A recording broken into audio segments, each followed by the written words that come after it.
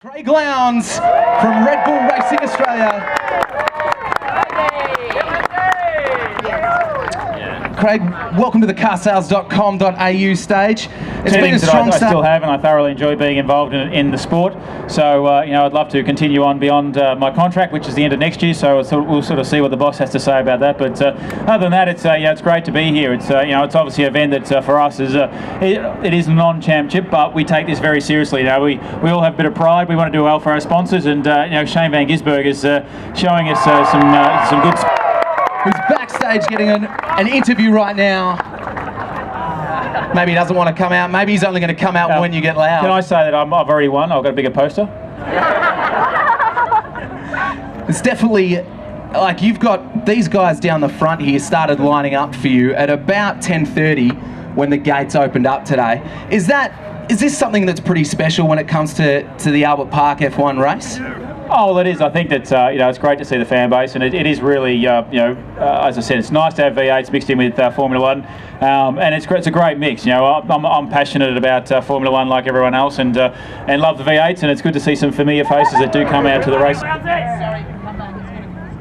They asked me to come up and tell some jokes, but I got no jokes.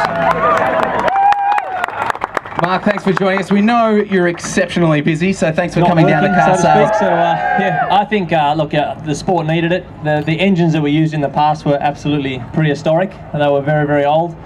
Now we've got some modern engines, and this is the way it's going. I'm pretty pleased because the development's been going quite strong for the past 12 months with Nissan, and that's good for the team, and not just myself, and obviously for Norton and Beyond Blue. We're running the colours this weekend with Beyond Blue, and to send out the message of depression, anxiety, and there's someone there to help is always a good thing. So we're trying to do our best, not just in performance in the car, but what we can do outside. Pre-season for us was, I guess, not so much nervous, but just anxious to see how the car was going to go with the changes that we made over the break. And the test for us went very well at Eastern Creek or Sydney Motorsport Park.